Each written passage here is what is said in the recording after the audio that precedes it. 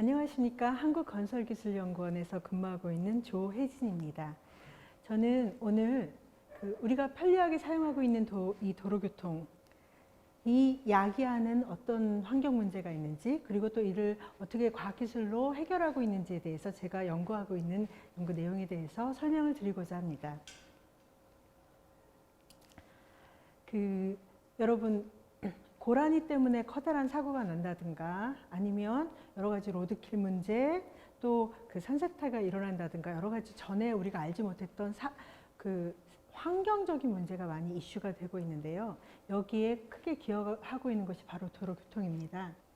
우리가 편리하게 사용하는 이 도로를 건설함으로 인해서 여러 가지 환경 문제가 발생을 합니다. 보시는 것처럼 산지를 크게 훼손을 하게 되고요. 그 다음에 또 기존의 동물들이 다니던 통로에 사람이 나중에 길을 놓게 됐는데, 우리가 차량만 생각을 하다 보니까 동물들은 교육을 받지 못하죠. 그래서 늘 다니던 통로를 다니기 때문에 많은 로드킬이 발생을 하게 됩니다. 그 로드킬은 동물 개체수에만 영향을 주는 게 아니라 또 사고로 연결되어서 동물과 사람 모두 다 좋지 못한 그런 문제를 많이 발생을 시킵니다. 2000년이 되면서 커다란 사회적인 패러다임 시프트가 있었습니다. 뭐냐면 기존에는 그러니까 경제적인 효율성이 가장 중요했습니다. 예를 들어서 도로를 건설할 때는 가장 단거리로 가장 빠르게 가장 싸게 도로를 건설하는 것이 가장 중요했습니다. 하지만 환경 문제랑 지속 가능성의 문제가 제기가 되면서 바로 이 환경 문제를 개선하고 형평성을 회복하는 등 여러 가지 사회적인 이슈가 가치 자체가 변화를 하게 됩니다. 그래서 제가 2000년대에 들어와서 한 연구는 커다랗게 두 가지로 나뉠 수가 있는데요. 첫 번째, 어떻게 하면 자연 환경을 훼손을 최소화할 수 있을까? 그리고 어떻게 하면 사람과 동물이 모두 다 같이 살 수 있을까? 이 로드킬을 방지하는 그런 기술을 개발하는 그런 연구를 진행했습니다. 우리가 과거에는 도로를 건설할 때 경제성, 효율성만 강조했기 때문에 가장 빠르고 그 다음에 가장 짧은 단거리, 가장 저렴한 비용으로 만들 수 있는 방식으로 도로를 건설했습니다. 하지만 이로 인해서 여러 가지 환경 문제가 발생하기 때문에 이제는 보시는 것처럼 도로 노선을 놓고 여러 가지 영향을 미치는 요소에 대해서 확인을 하고 이런 환경적인 영향을 최소화할 수 있는 방식으로 설계하는 그런 평가 방법을 적용을 해서 노선을 변화시키기 시작했습니다. 예를 들어서 왼쪽 그림을 보시게 되면 우리가 꼭 보존해야 되는 그런 녹지 지역이 있는지, 빨간색이 도로 노선인데 얼마만큼 이런 녹지를 침범하고 있는지, 아니면 보시는 것처럼 주거지라든가 과수원이라든가 여러 가지 토지용에 혹시나 좋지 않은 영향을 미치지 않는지, 그리고 특히 호수나 아니면 하천에서 얼마나 이격되어 있는지. 왜냐하면 하천에서 나온 여러 가지 오염물질들이 도로에서 나온 오염물질들이 하천을 오염시키기 때문입니다. 그래서 이러한 방법들을 적용해서 환경적으로 그러니까 가장 훼손이 적은 그런 도로를 설계하는 그런 방법에 대해서 연구를 했습니다. 그리고 두 번째로 제가 이제 보시는 게 좌측에 보시면 저희가 알고 있는 도로입니다. 빠르게 가기 위해서 대량 비탈면을 만들었습니다. 저희가 이제 오픈컷으로 해서 저렇게 하고 도로는 가장 빠르게 갈 수 있었지만 혹시 기억하실지 모르겠는데 과거에는 저기다 콘크리트를 대가지고 막았죠. 근데 그래서 발생하는 게 뭡니까? 산사태가 일어나고 나무가 없어지니까 또 이제 여러 가지 문제들이 많이 발생을 했습니다.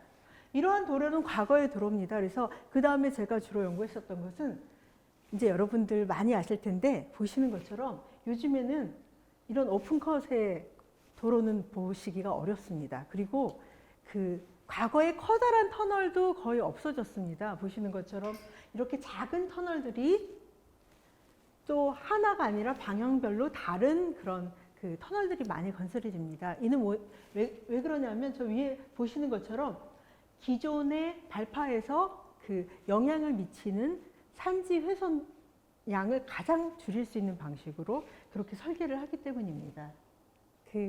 여러분이 운전하면서 요즘 많이 보시는 게 동물이 지나가고 있어요. 육교처럼 생겼는데 많이 보셨을 거예요. 그게 뭐냐 하면 생태 통로입니다. 뭐냐 하면 우리가 과거에는 그냥 바로 오픈컷으로 도로를 건설했어요. 지금은 동물들이 어디로 움직이는지를 저희가 트래킹을 해서 그 루트를 발견하고요.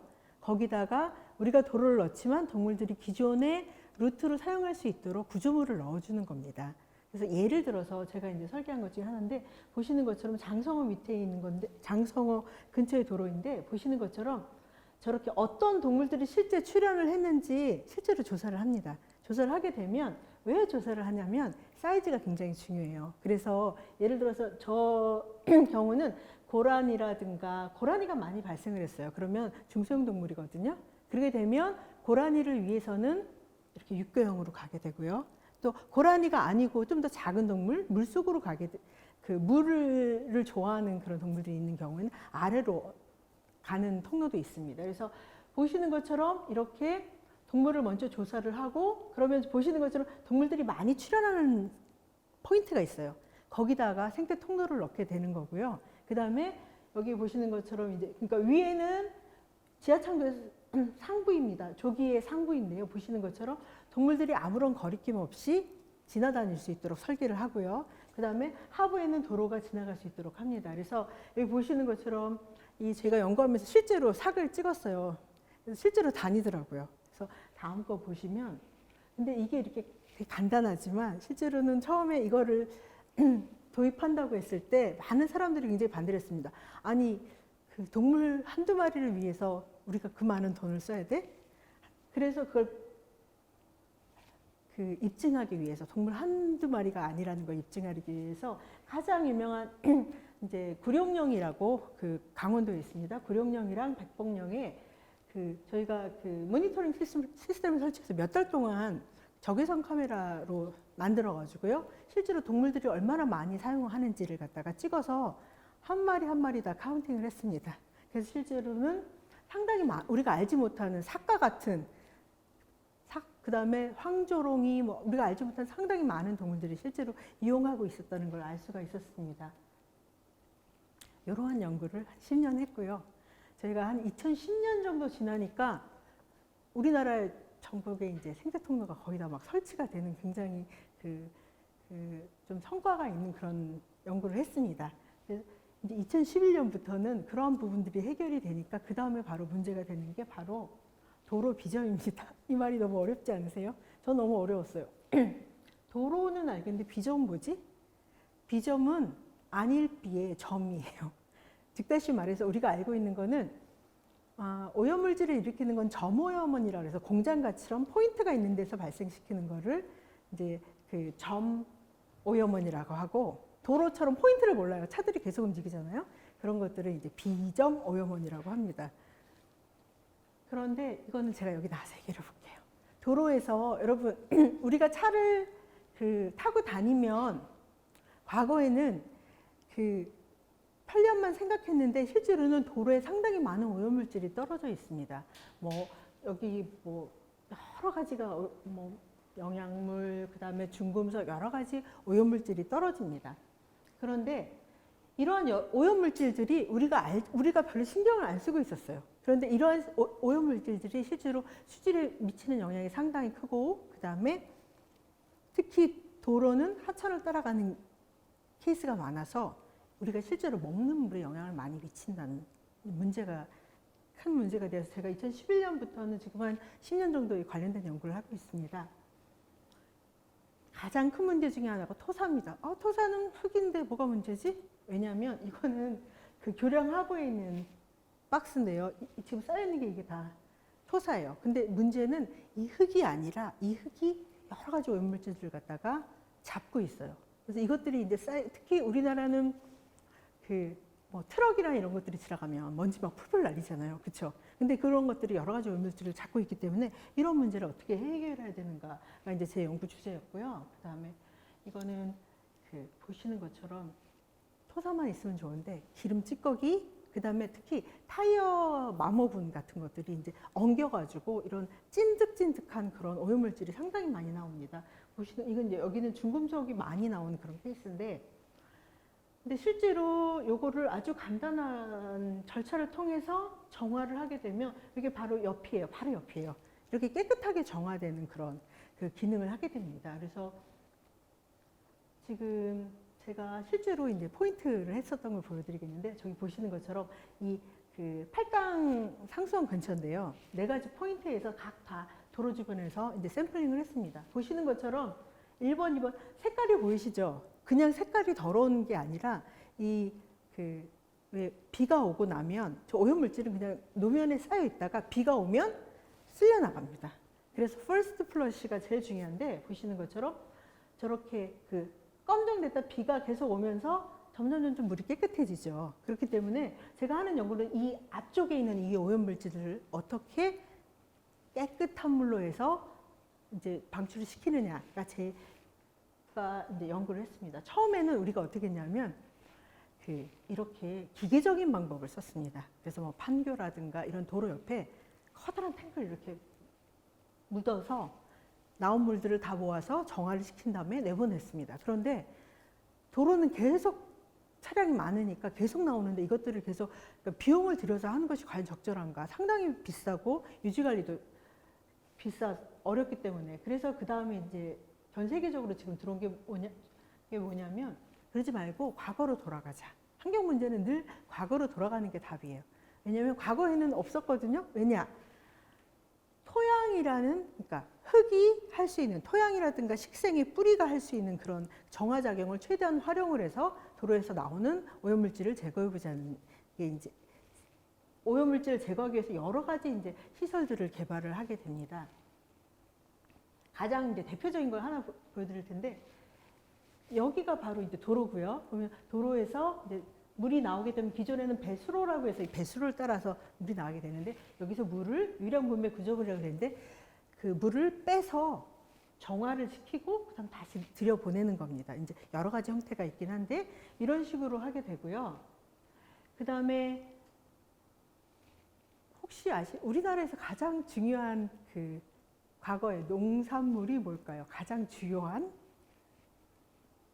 벼농사죠, 벼농사. 벼농사 하면 무슨 특징이 있을까요?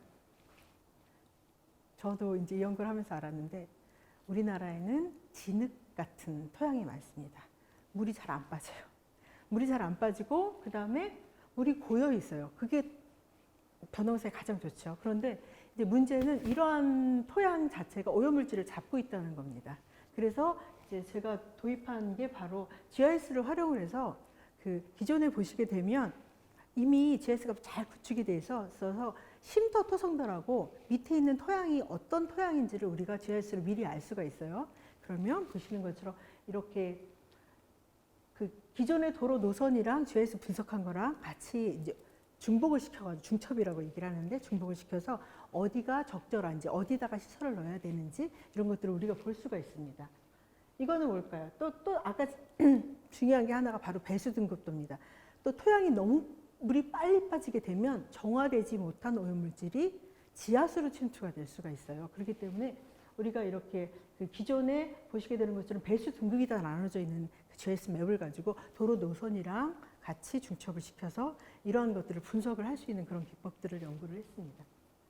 그래서 보시는 것처럼 여기는 사질 양토구나. 물이 잘 빠진, 충분히 정화시킬 만큼 잘 빠진 도로에는 그러면 그 침투를 시킬 수 있는 시설을 넣으면 되는 거고, 이런 기법들을 개발을 했습니다. 그리고 저는 막 팬시한 과학을 하는 게 아니기 때문에, 토목이기 때문에 이렇게 실험실에서 실제로 이제 수조를 만들어서 이 안에 기존에 그 일반적으로 사용되는 흙이랑 모래랑 자갈들을 이제 배합을 해서, 그리고 여기 보시는 이 시커먼 물은 바로 고속도로에서 이제 청소차에서 나온 그 오염물질을 갖다가 물로 들여보내면서 얼마만큼 빠르게 정화가 되는지, 속도뿐만 아니라 이렇게 정화를 시키면서 실제로 우리가 조심해야 될 그런 오염물질들이 잘 그 저감이 되고 있는지, 이런 연구들을 진행을 했고요. 그다음에 이런 연구들이 실제로 이제 시설 설치나 이런 데 적용이 됐습니다.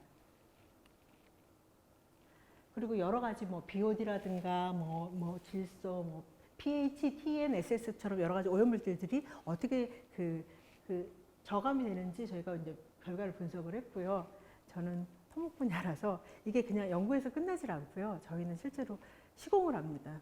왜냐하면 실험실에서 하는 거는 굉장히 여러 가지 그 컨트롤이 돼 있기 때문에 결과가 잘 나와요. 그렇지만 실제로 시공을 해보면 이건 완전히 딴 이야기입니다. 그래서 이제 연구의 가장 마지막 단계는 시험 시공을 하게 되는데요.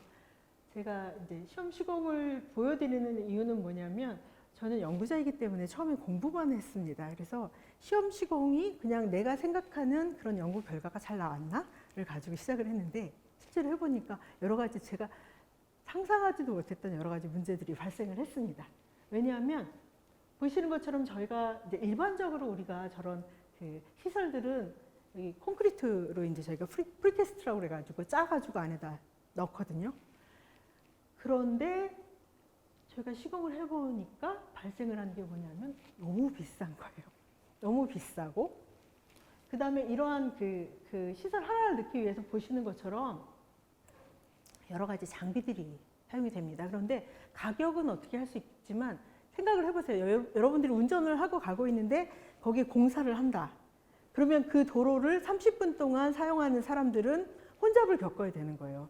그럼 그것도 사회적인 발생을, 그러니까 비용을 발생시키는 거거든요. 그래서 이런 문제를 어떻게 이제 개선할 것인가 라는 측면에서 이런 재질, 기존의 콘크리트를 갖다가 뭐 FRP나 여러 가지 다른 재질로 바꾸면서 좀 더 가볍게 또 아니면 좀 더 이러한 그 수조들은 쌓아놓을 수가 없거든요. 그래서 하나를 운반하기 위해서 커다란 트럭 하나가 진행을 하게 됩니다. 그러니까 움직여야 되는데 아니면 이렇게 여러 개를 겹칠 수 있는 그런 형태를 개발한다든가 이런 그러니까 현실적인 그런 그 기술들을 많이 개발을 했습니다. 그리고 그 다음에 제가 이제 아까 그 콘크리트 수조를 한 거 외에도 지금 보시는 것처럼 아니면 지금 2020년인데요.